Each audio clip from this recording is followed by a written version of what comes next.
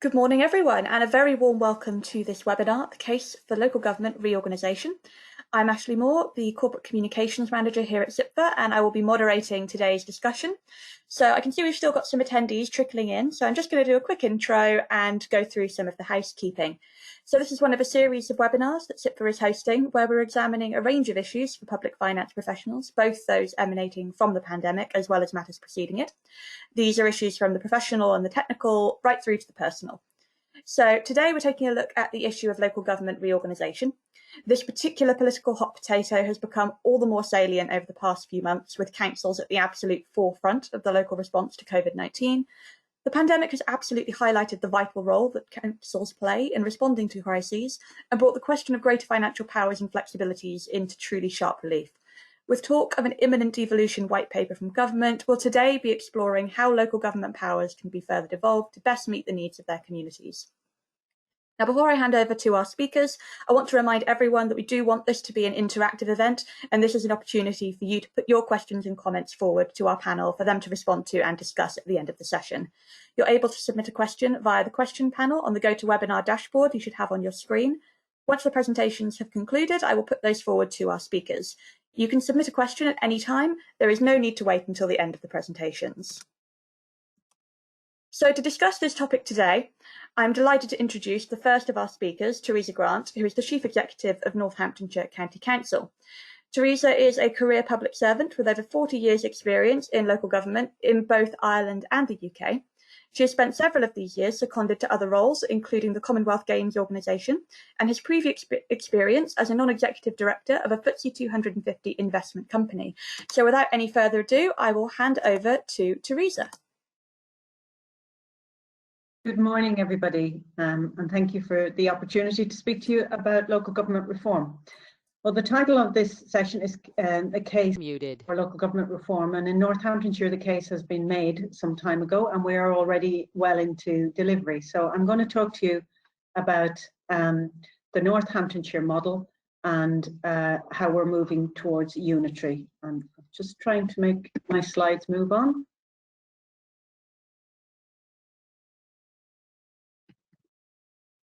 Just bear with me. Do I have control of the slides? Unmuted. Theresa, you should have control. Let me just double check 1 second for you.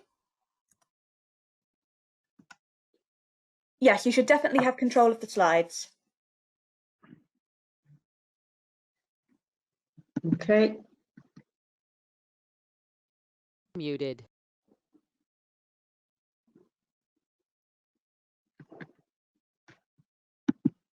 No, there's no movement on slides.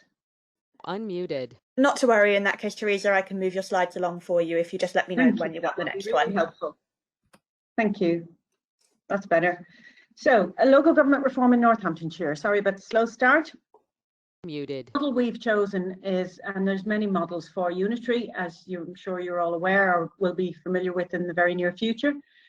We have chosen what we call an aggregation disaggregation model. And that is an approach where all 8 authorities in Northamptonshire are equal. And we are creating 2 new unitaries, basically from scratch. The approach that we've taken because of COVID is Safe and Legal Plus. And that means that due to the pressures of COVID, we have to revert to getting over the line by the 1st of April next year in a safe and legal way. And we've added a plus because we were so well developed in our transformation programme. We want to continue to develop that added value, that plus. The pros and cons for local government reform and unitary, obviously greater political buy-in to create new identities and blueprints. So from our approach, taking it from scratch and not subsuming the other councils, it's meant that politicians are more engaged across 8 councils. We're creating new identities. We're not just using one identity to subsume others. And the blueprints, everybody is a part of building those. There's much more transparency for staff and partners. Again, they've all had an input into how this is created, and it is more democratic. The difficulties with it, of course, is it takes a lot longer to build blueprints from scratch, and it's much more complex than subsuming other organisations. We will have to tube staff into into 2 new organisations, and that's the bulk of the staff, which will be the county council staff, as well as the district. So it's a big undertaking. And of course, with budgets, they have to stretch a lot further, and I can talk a bit more than that. Next slide, please. So the scale of the task for Northamptonshire, just to give you an idea of what we're currently delivering. We have over £1 billion budget, we have over 5,000 staff and 300 elected members. And due to the timing and no elections, all elected members are members of the shadow authorities. So we have 300 shadow elected members, which is interesting. We're also at this moment in time building a children's trust, which is due to go live on the 1st of November. We're doing a major integration work with health and social care. We're repatriating our back office services from LGSS. We're implementing 4 main IT systems, including 3 new instances for our unitaries and children's trust.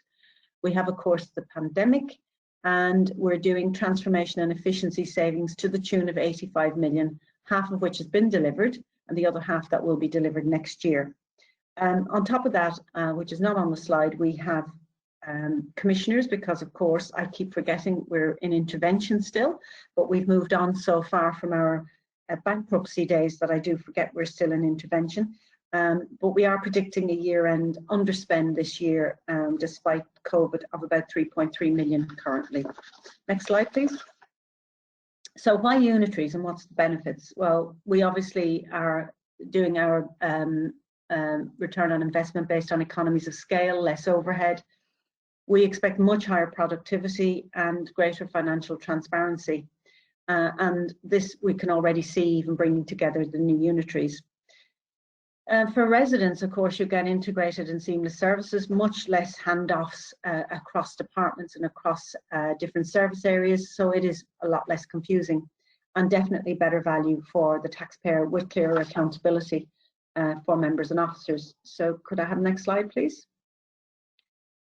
So what would I consider to be the key success factors to creating 2 new unitaries from scratch? I think the first one I would have to say is a collective vision. If everybody is not bought into a single collective vision, you have a real challenge with delivering an outcome. So early 2019, I produced what is called a prospectus for change, which all elected members signed up to, all parties. And it is really a vision for the county in terms of what it wants to become and what it wants to deliver through this journey. We then produced an addendum to the prospectus for change when COVID hit, because we had to curb some of our activity. I'm pleased to say that we've recovered a lot of that time and we're back to probably our original vision. That prospectus is online if anybody wants to see that, and I'll give you details later. Governance is the other key success factor, and we were very inclusive in designing the governance. I call it distributed leadership governance, and I took that model from Greater Manchester and from my experience there, and that's for members and officers. So all 8 chief execs had a key role to play and have a key role to play in delivering the programme as SROs for key areas, with myself as the strategic delivery director. Also, elected members had a key role to play in that governance, and that meant everybody had skin in the game, everybody had responsibility, and therefore everybody was working hard to make sure we deliver a good outcome.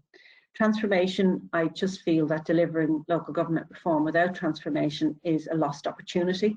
So we developed a very substantial transformation programme, which is funded and will go beyond vesting day, and will deliver much needed savings, but will be well documented and managed. And that comes down to the last item on here, which is programme grip. Programme itself needs to be a driver, not a decision maker, and many get confused about what their role is.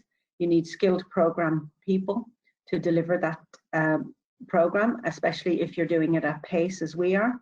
And you need to make sure that that programme gives confidence to members, to the public and to officers that actually they know what they're doing. But at the heart of all of this is relationships. If you haven't built the relationships and you don't have a good relationship across the piece, it will not succeed, because trust me, it is a difficult job. Next slide. I won't dwell on this one. It's an extract from our vision, from our prospectus for change, and it's really around that collective vision for what a unitary council can do for the public, and this is really part of the sales pitch. Next slide. Our high-level timeline, you can see where we are now. We're into implementation. Our journey has been long and interesting, and as you can see, we see the journey continuing beyond vesting day, with our transformation programme continuing to deliver those remainder of those savings and beyond. Next slide. So our next steps, our blueprints should be adopted at September Shadow Execs, and that's the detailed blueprints. If any of you want to tune in and hear all about detailed blueprints, please do. It will be online. 1st of October, we repatriate all of our back office services. That should be complete. In October, we commence staff consultations for the new unitaries. November, our Children's Trust go live. Our statutory appointments will all be in place by December. And then September to March, we will continue our implementation and transformation. And then January, we will start to do our close down of our sovereign authorities, and we've already got our frameworks in place. And then come April, I'm going to go and lie on a beach. Next slide. So more information. We have online a lot of information that you may want to look at if you're going to start this interesting journey for your area. We have our prospectus for change, our next chapter, frequently asked questions, and lots more. There's also videos on there of some of the journey, and we have new videos going on next week of our high-level blueprint discussion and consultation, not the detail that's going to the executive at the end of September.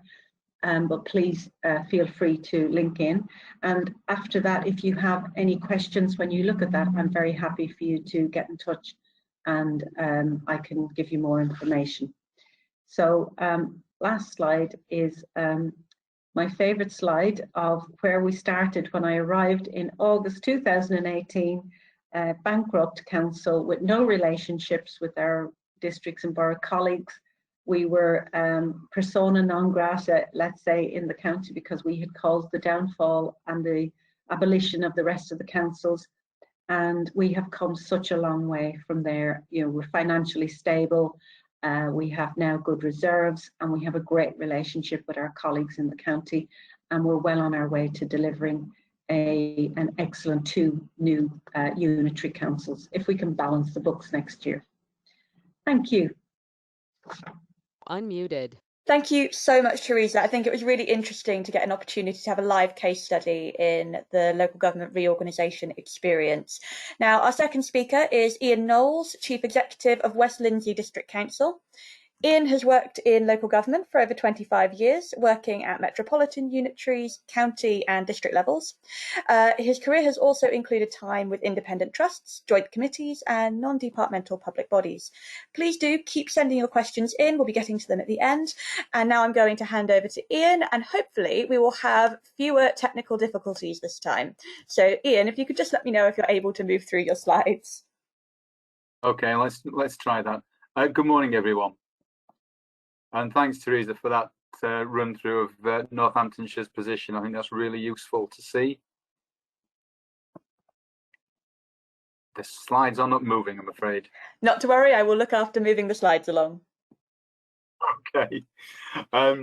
Muted. My piece today is going to be slightly different to Theresa. It's really going to be looking at the, what is it that, the reorganisation is trying to achieve. For many of the county areas, the conversation has been about devolution first, and government has opted to make local government reorganisation a prerequisite of a devolution deal, which does mean that there's quite significant risk involved for all local authorities that are looking to potentially offer themselves up for dissolution, subject to maybe 3 years down the line, be getting more from the funding for the area. And I think it's difficult to argue against that county areas do need a devolution deal of some kind. Whether or not local government reorganisation is a prerequisite is something for the politicians. And certainly, we in Lincolnshire almost had a deal on devolution 3 years ago, but unfortunately not everyone agreed with that proposal. So it means that our elected members have a choice ahead of them. If they want to bring more funding through devolution, then they need to look at what the reorganisation needs to look like. I think one of the real challenges is whether or not this is the right time for that conversation. On the back of COVID and everyone should be focusing and working towards recovery, the need to suddenly reorganise ourselves and have those debates up front feel rather challenging on the back of 6 months of constant emergency response and then looking at the recovery. So I think that's something that should really be considered as to whether this is the right time for this conversation. I think the other thing I'd raise in terms of local government reorganisation is, if the intention is that we have unitaries and then a combined authority, are we not then creating a two-tier approach in any case? And why would we not look to reallocate service responsibilities across an existing two-tier arrangement in terms of how local government might be taken forward? Next slide, please. So, the purpose and reason for why you might look at government reorganisation, there is obviously the potential for cost savings, and I think that's fairly obvious to most people, that if you're moving from 8 or 9 or 10 chief execs down to 2 or 3 and the respondent management teams, then you ought to expect there's going to be savings in there, and also with the integration of systems and things of that. So I think the savings argument is going to be there. It's whether or not that is the be all and end all.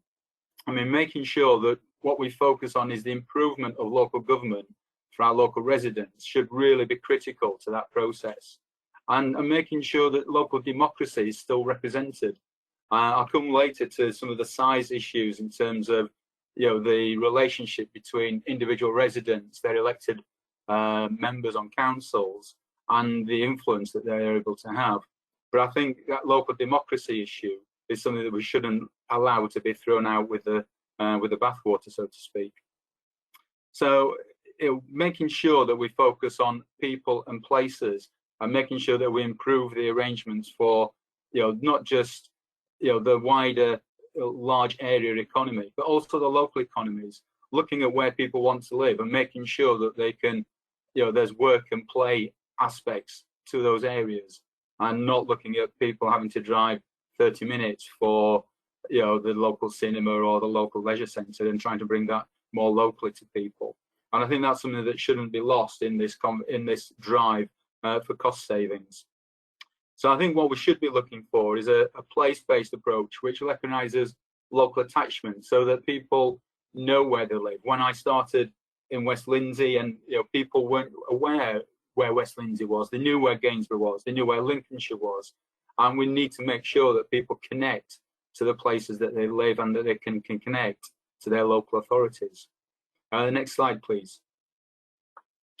So, question here is around, does size matter? I mean, I think, there's often an assumption that bigger is better, and that the economies of scale or automatic almost. And I think there's some, there is evidence to suggest that that needs to be challenged quite significantly. Eventually, bigger becomes over complex. Eventually, it can possibly be too big for an organisation to operate and to manage things, particularly at a local level. As I've said in my bio, I've worked in counties and Mets previously, and in a number of occasions, different services end up setting up, local area networks or district committees of some kind, and what that really looks like is recreating something akin to a district approach. So you actually break a geography up into manageable areas that you can then put people in charge of. So I think making sure that that we don't just focus on size, and that we do actually say that we need to make sure that what is the right and appropriate size for any organisation that's going to connect with local residents and justify the need to take the council tax, the business rates, and make sure that people can see how they're relating to that spend.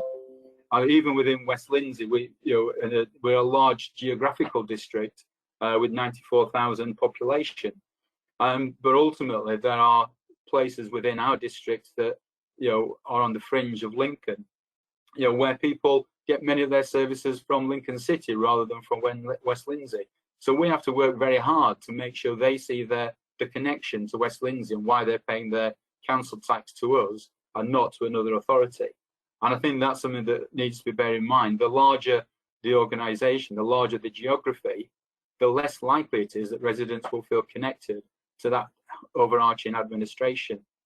I mean, the proposal from, in a recent CCN document was that a county-wide unitary was the best model, but that would create something that is 122 times larger than the average council in Germany. And I understand that, there's different models, different democracy levels within Europe, and therefore it's not always a direct comparison, but at least it should be something that we benchmark against and be forced to justify and evidence why we think that's the right size.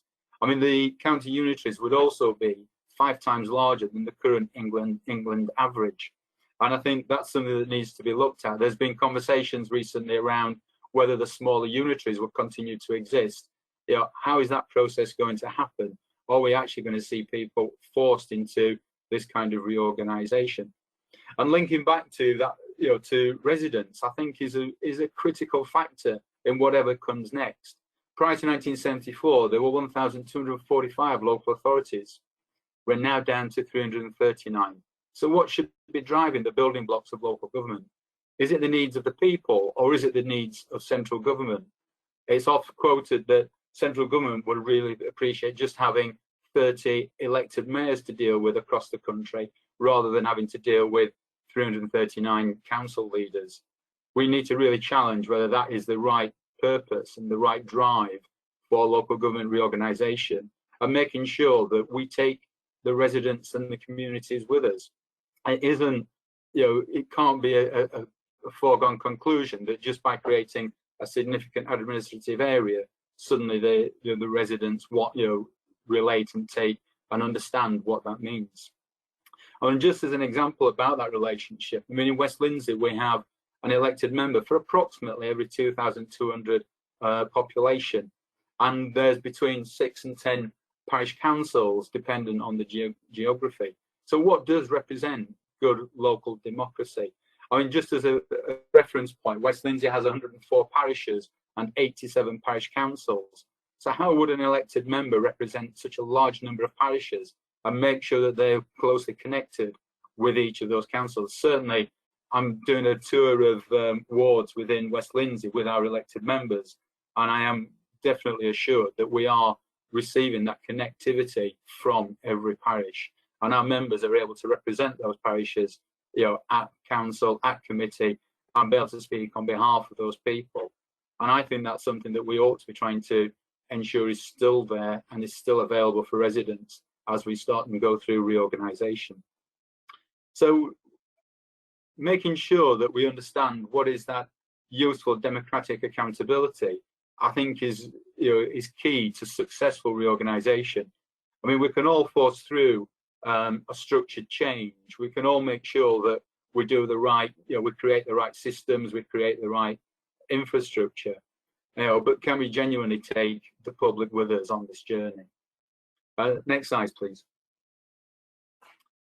The other aspect that I'd like to just cover off at this point is, what are the rules by which that reorganisation is going to happen? So current legislation would suggest that reorganisation must work with current authority boundaries. If we're actually about redrawing the local authority map, does it make sense to simply use the existing boundaries? Is it not better to start and look at what's an appropriate economic geography? What are the journey to work times for people? Where do people really focus their activities? In West Lindsey, we have to our north 2 unitaries. So we've got North Links and North East Links. And we do know that the north of our district looks more towards that northern area than it does towards the city of Lincoln and the south. And is it appropriate that we just build the whole of West Lindsey into another wide conglomerate that doesn't take into account the northern draw and the northern reach that people see?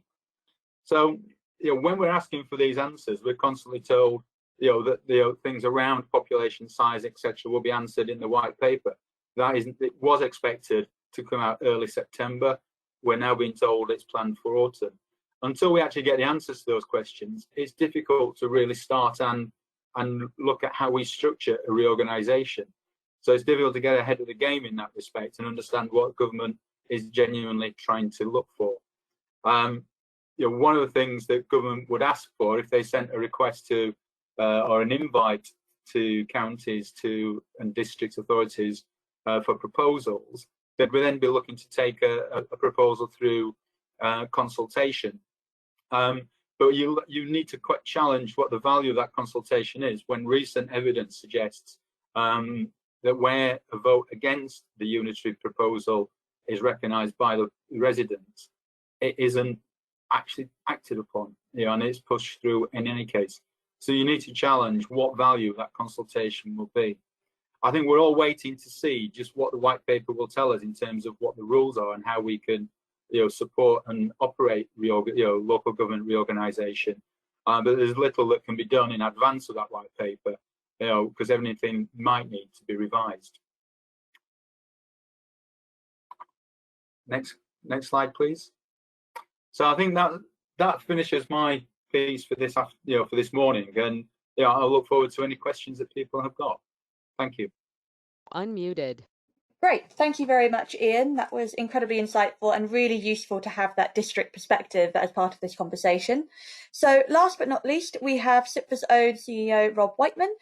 Before joining the Institute, Rob was a senior civil servant who worked as the Chief Executive of the UK Border Agency. Prior to this, he was CEO of the London Borough of Barking and Dagenham and the Director of Resources at the London Borough of Lewisham. So with his broad remit of public sector experience, I will now hand over to Rob for his concluding comments. Thank you very much, Ashley. Hi, everyone. I hope you're well. Muted. Whilst most people have been growing beards in lockdown, I've taken mine off. So I'm sorry if there are recognition problems here. It is me. I hope you're all well.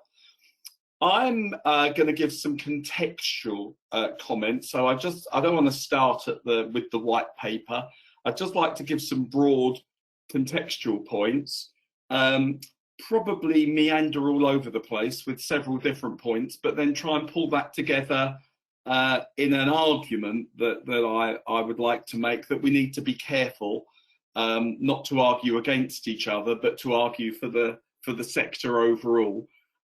So let's start with some contextual comments, and I suppose I would say, look, being honest, I love all our colleagues in central government, and I used to be a senior civil servant myself, but on the whole, I don't trust Whitehall on devolution. Over the decades, I've been on so many working parties looking at devolution, and the end result of that tends to be that they centralise more.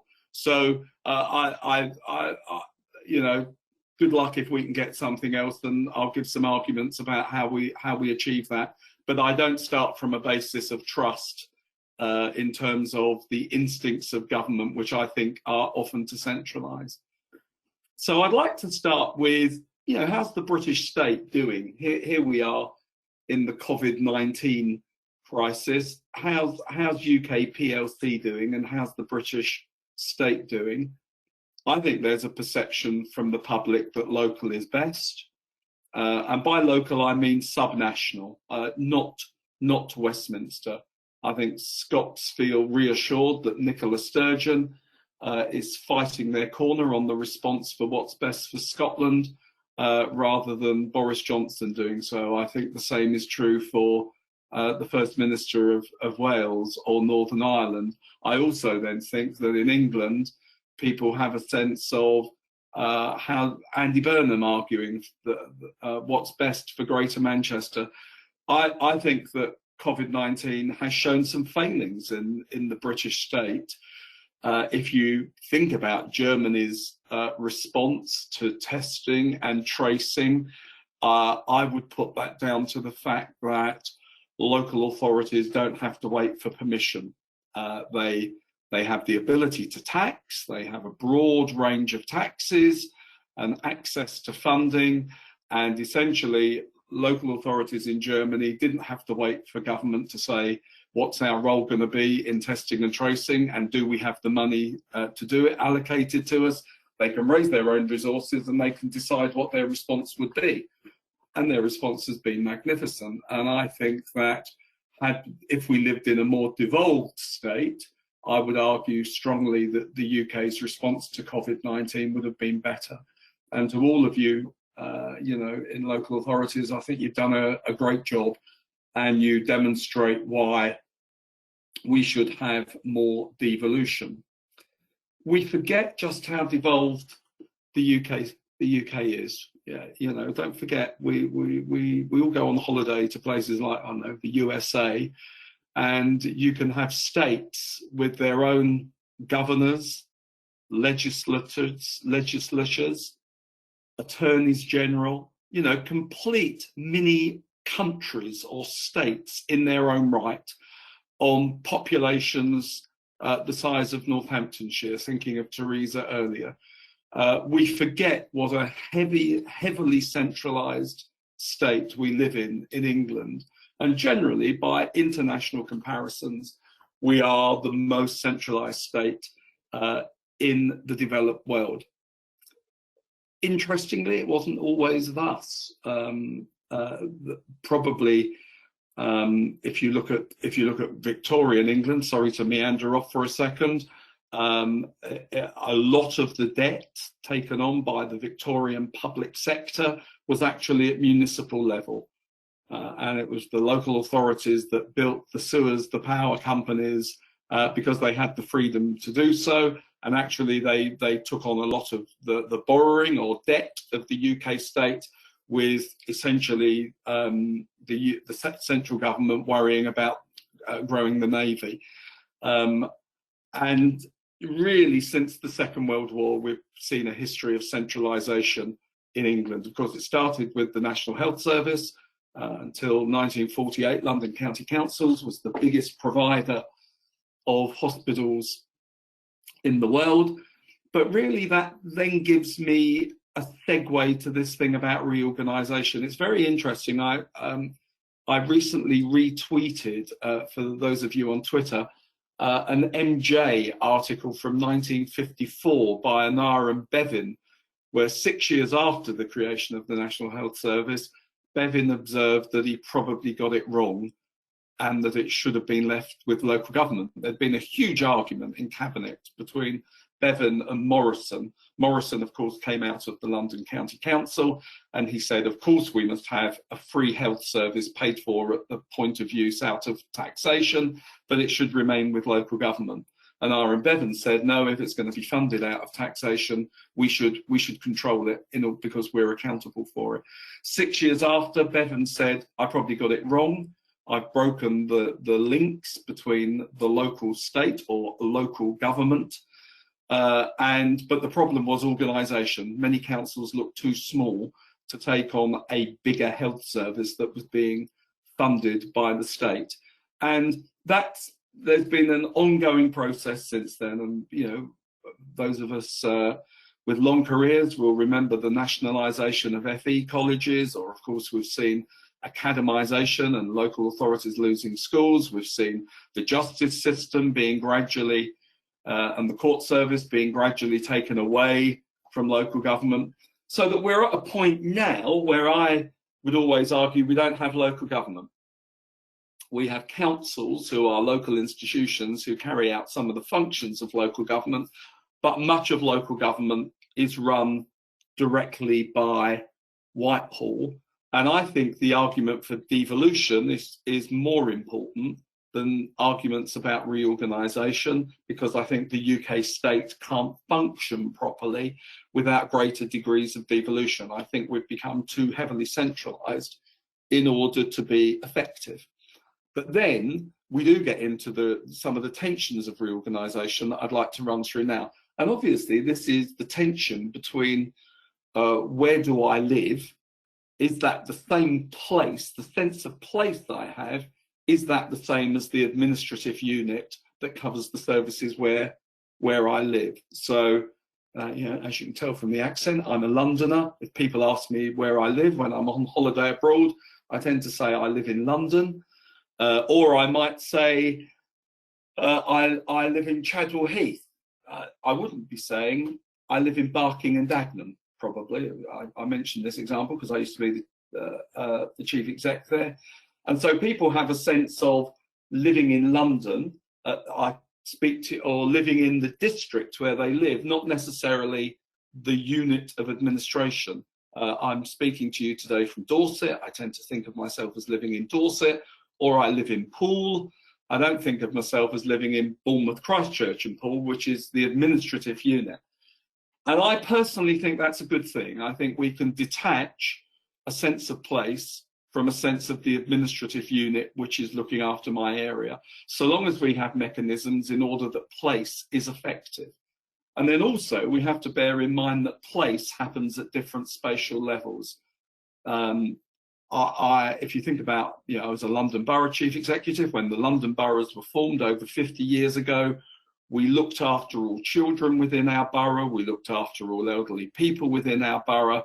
Now we have people in placements in the home counties, let alone in our neighbouring boroughs. In other words, a London borough is no longer an economic unit for the services that we provide in a way that it was 50 years ago. And I suppose the argument that then is made for reorganisation is that London boroughs or district councils, in thinking about the white paper, are too small to be strategic but too big to be local. And so we get into ideas of this. I suppose, being an accountant, the driving thing for me is funding. I think that ultimately local government can't only be funded by council tax and business rates. I don't believe it will work. And I think that holds back our ability to take on other functions and have a devolved state. And I think that local government has to have access to income tax, to corporation tax, and in a way follow the model of Scotland, where first of all, Scotland was given functional devolution over services, then the taxation was aligned that went with it, but ultimately Nicola Sturgeon could start to vary income tax and corporation tax. If Scots can have their income tax varied for 5 million of themselves through an election, why can't 9 million Londoners or the people living in the Northwest or any region of the country? But I think the problem becomes is I can't see district councils or even London boroughs or perhaps even counties setting their own levels of income tax and corporation tax. And I think if local government is going to be funded, it needs access to more sources of funding. And I think that leads us towards bigger administrative units where the public can vote for the tax levels that that person will set. I can vote for a mayor of London to vary my tax in a way that I can vote for a state governor to vary my tax. And I think that inexorably, if we need access to new sources of funding, I think we need to think bigger in terms of administrative units. And I suppose this is where I annoy everybody, because I think those administrative units should arguably be bigger than counties as well.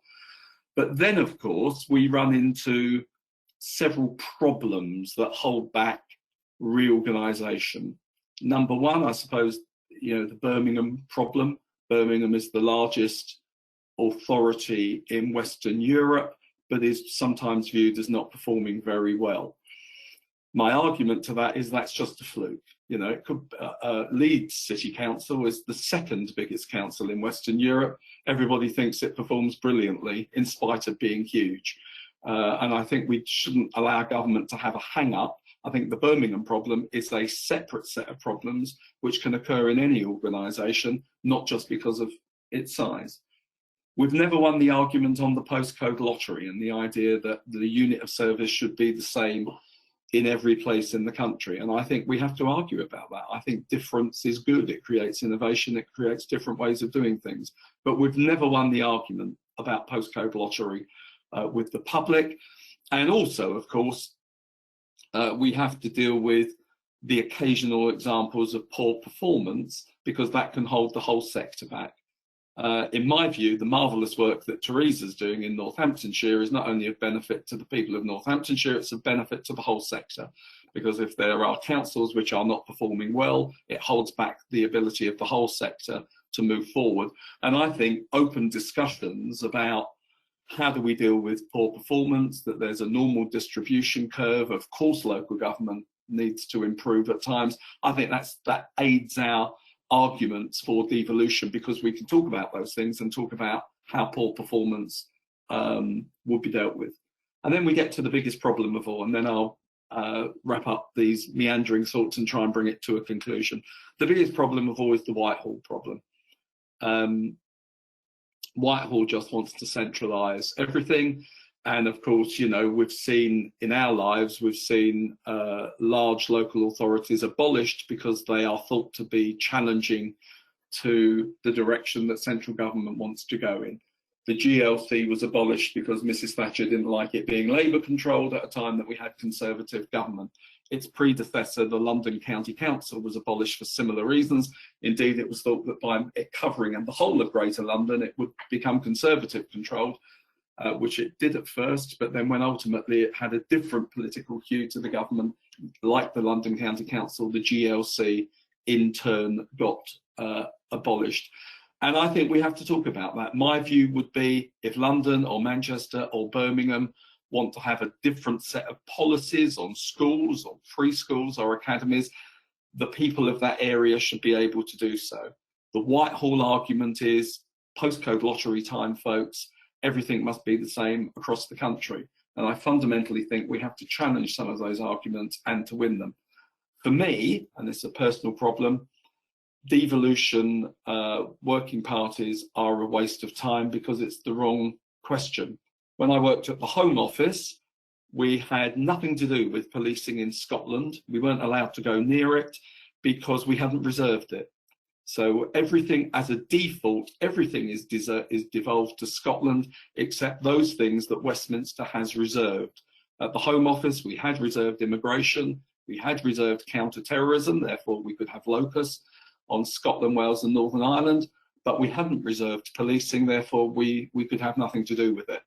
So for me, the question is not what should be devolved, the question is what few things do Westminster wish to reserve, on the argument that everything else is devolved by default. And I think then that leads us to an argument about the way that the subnational state is organised.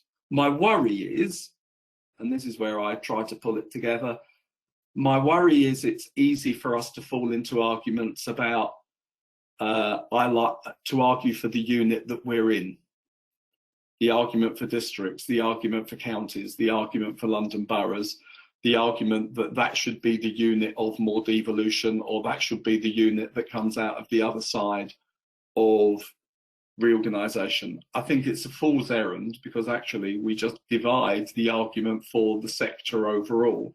I would like to see a local government sector which is combined authorities, local authorities and parishes arguing together for devolution to a subnational state with greater, more plural sources of funding than we have at the moment, which acknowledges, therefore, that the unit of administration at times needs to be different to the unit of place. And I think I'm a little bit sceptical. I think the white paper is a good thing. I do think unitaries are a good idea. They only exist in England. They've been abolished in Scotland, Wales and Northern Ireland. I do accept those arguments, but do I think it will lead to devolution and that this sort of earned autonomy idea that if you go through reorganisation, you'll get more devolution? I'm afraid I'm not convinced. I think government at its heart will delegate things that it keeps responsibility for and may give us some access to some money that it still controls.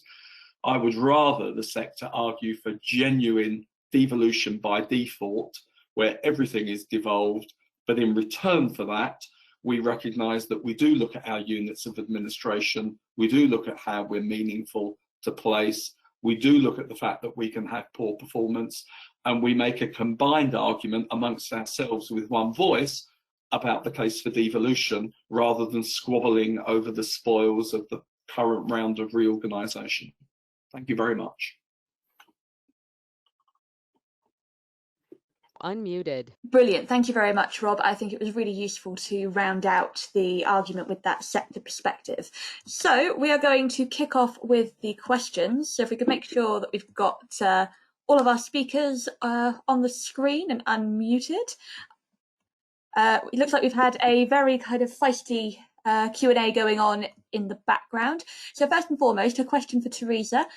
She mentioned the Children's Trust. Does that mean that they're not splitting children's social care into the two unitaries? That's correct, and that decision was quite important since our children's services is not high performing. So the decision was made that it would either go into a trust or it would go into a lead authority model, and that would mean that one of the unitaries would lead on children's, and therefore the children's social care element would not be split between two councils, which would be detrimental to the service performance. Great. Next up, we have what model of reorganisation would the panel recommend for London boroughs? So, Rob, given that you were a London Borough CEO, should we kick off with you? Well, yeah, thanks very much. That's the hospital pass for me. This is where I upset everybody. Because I said this when I was a London Borough Chief Executive. 32 London boroughs doesn't make sense. A London Borough is not an economic unit anymore for the services we provide. I think that London is 5 or 6 places. I'm an East Ender. I live in East London. My home is in Newham. My kids go to school in Waltham Forest. We tend to eat out in Redbridge. I worked in Barking and Dagenham. I go to the theatre in Havering. I mean, it's one place, and I think of myself as an East Ender. So I would combine London into 5 probably super boroughs, each with populations. Oh, we seem to have lost you a bit, Rob. How strange. Okay, we still can't hear Rob at the moment. So, Rob, I'm going to move on to another question, and we might come back to you on that one to kind of finish off your thought. So, another question we have is, how are local circumstances and issues still highlighted with the loss of borough and district councils in a unitary approach? So, Theresa, do you want to kick off with that one? Okay, well, obviously, having worked in a city council and a metropolitan council, we never had any difficulties with local representation and making sure voices in the local area were heard. There's quite a drive to set up town and parish councils to make sure that at a local level there's representation. I'm not a big fan of that. I think it just creates a two-tier system again, which is not that effective. But you still have your local representatives on your authority, on your unitary authority, still representing wards. I think the trick is to make sure you have sufficient members with a reasonable sized population representation so that it's not impossible for them to represent those residents at a local level. And it's far more effective that their voice is heard at the top table. So you're actually shortening the line between residents on the ground and the powers that be by having a unitary system in place, but with ensuring that you have sufficient representation so that smaller population bases are represented. Ian, coming from the district perspective, do you have any reflections on that? Yeah, I think it's one of the challenges I think reorganisation faces, because as I said in my presentation, I think we've got a member for every 2,000 people thereabouts.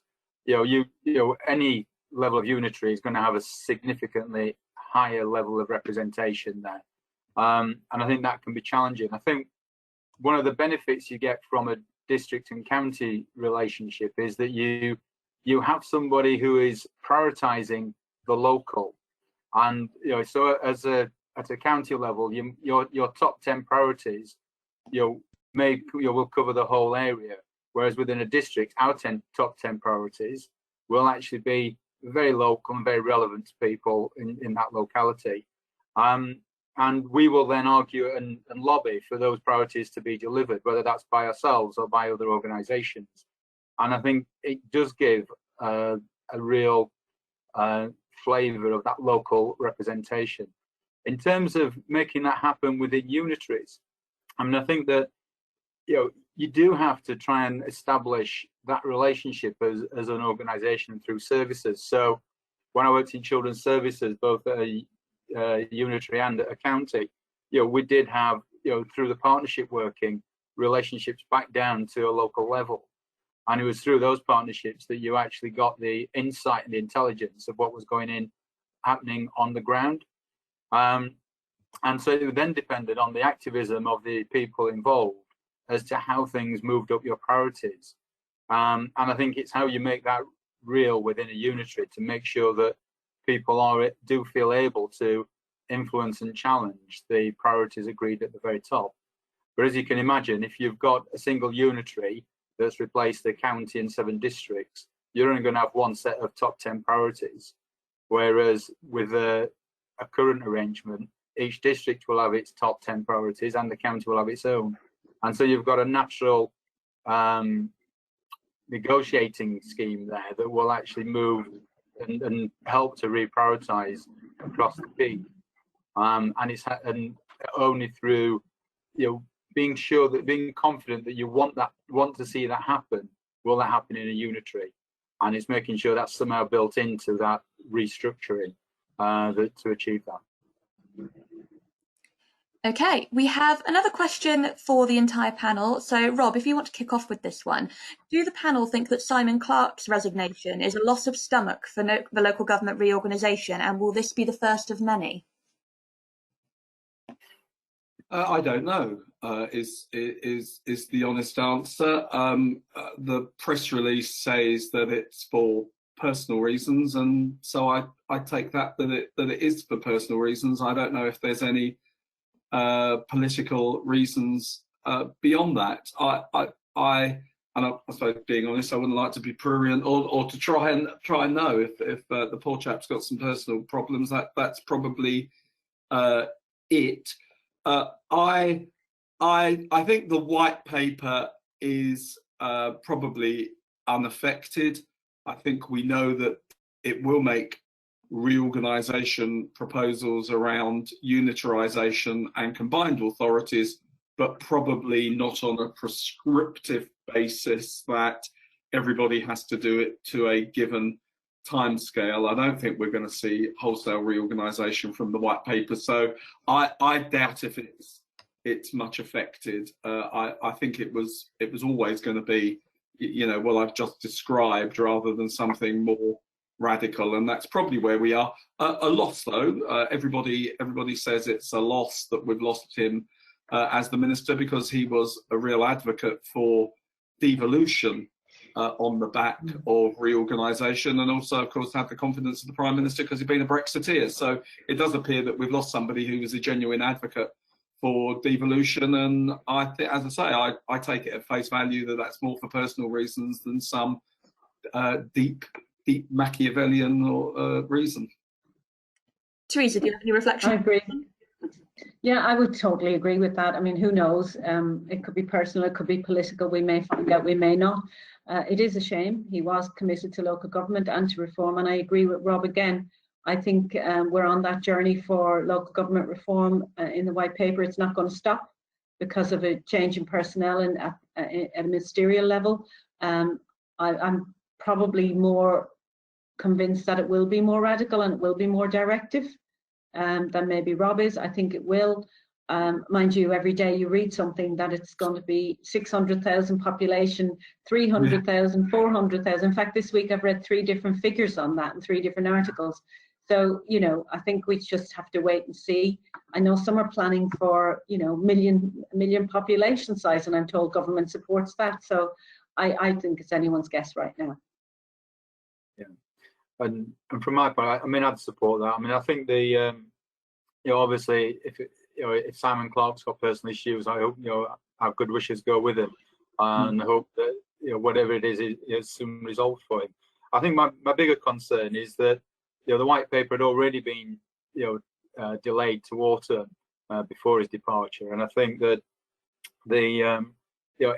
we really need that white paper to come out. We really need to know what the rules are going to be for reorganisation, so we can actually start and make our plans accordingly. And I think that I just hope that by Luke Hall picking up the baton, it doesn't actually get moved into next year, and we actually get some information sooner rather than later about how reorganisation needs to happen, whether that's directive or otherwise.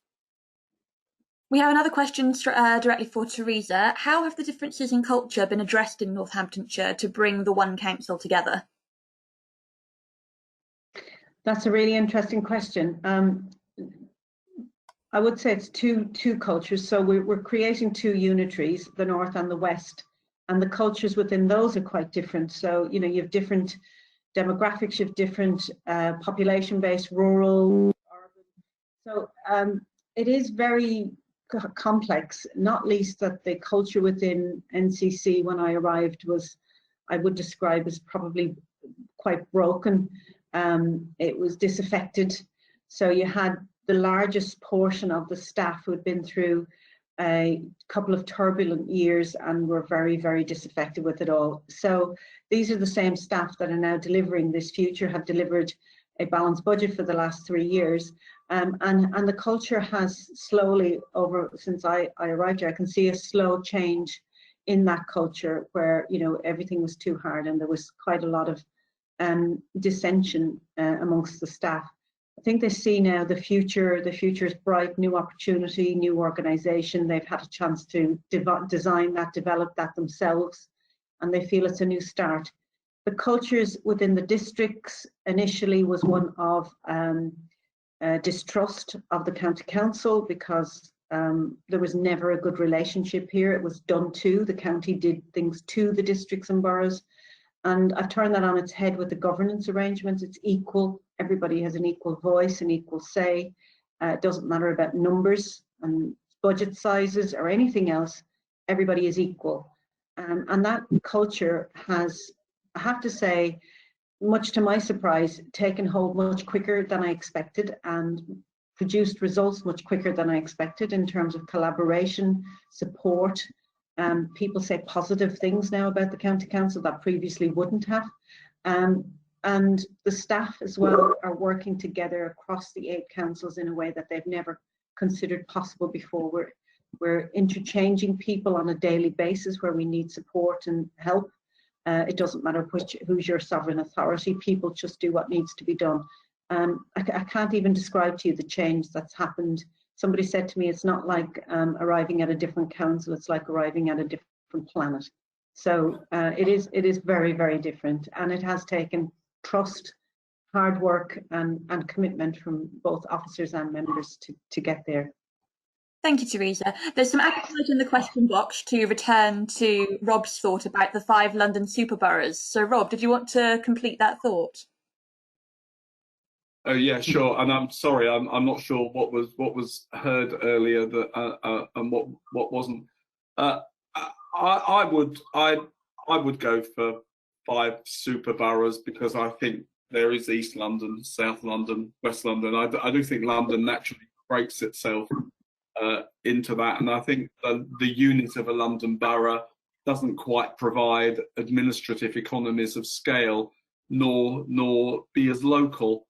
Having spent my career in London, it wasn't until I went to the IDA and started to tour the country that I really got to know parishes.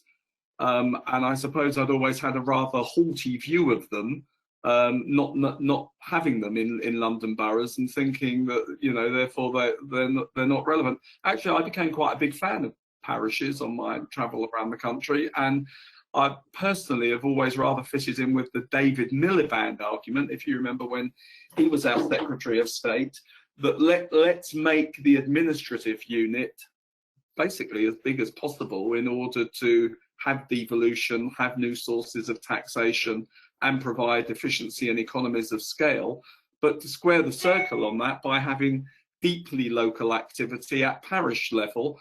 And actually, I think, if I look back to my career in London, we would have probably benefited by trying to create a sense of community and civic capacity, and I suppose that thing that David Cameron called big society, I think we would have benefited by having parishes. My observation is that people tend not to like the tier that they're next to. So if I don't know, being a little bit provocative, people counties like parishes more than districts too, because of my law of proximity, that people don't like the tier that they're next to. But people always like the tier that's a couple away from them. So I personally would go both ways. I would go deeply local with parishes. I would go really big with local authorities. I'd have super boroughs of 1.5 million. And I, just coming back to my first thought though, would a super borough be big enough in order to change my level of income tax, etc.? Because ultimately local government has got to be funded by more than business rates and council tax. Or would that still be something that only the Mayor of London could do in that setting? At the moment, we have one local authority in terms of funding. You know, government collects all the taxes other than council tax and business rates. So we're, you know, and rumours are it's looking at whether it nationalises social care. The instincts of government are to go to one local authority itself. We have to argue, I believe, for taxes being distributed at a bigger spatial level than the present footprint of local government.